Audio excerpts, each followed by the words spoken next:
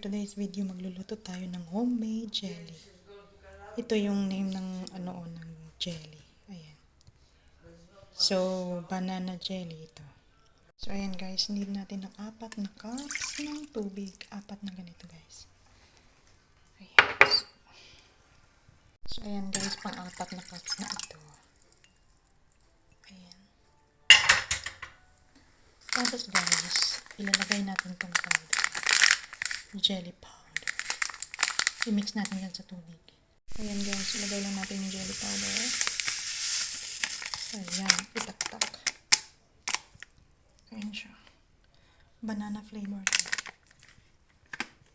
Tapos ayan guys, 1 spoon of white sugar. Tapos i-mix lang. Hanggang masunaw yung asukal. At saka yung jelly powder. Mix lang. Ayan guys, nilagay ko na sa stove.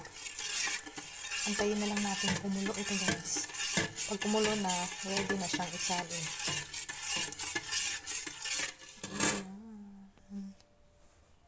Ayan guys, malapit na siyang kumulo and ready na siyang isalin.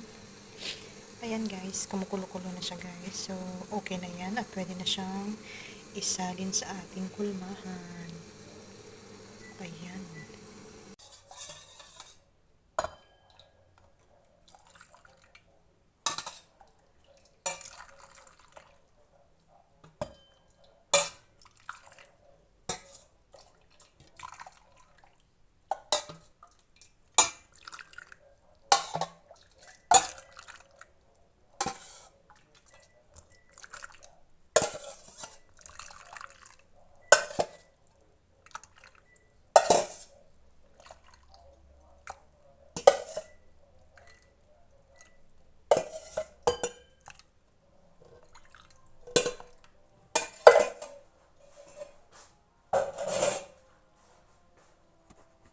Ayan na guys.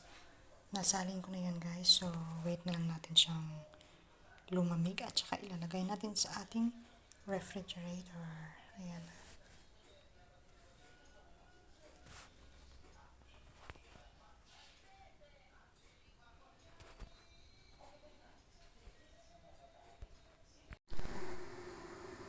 Ayan na guys.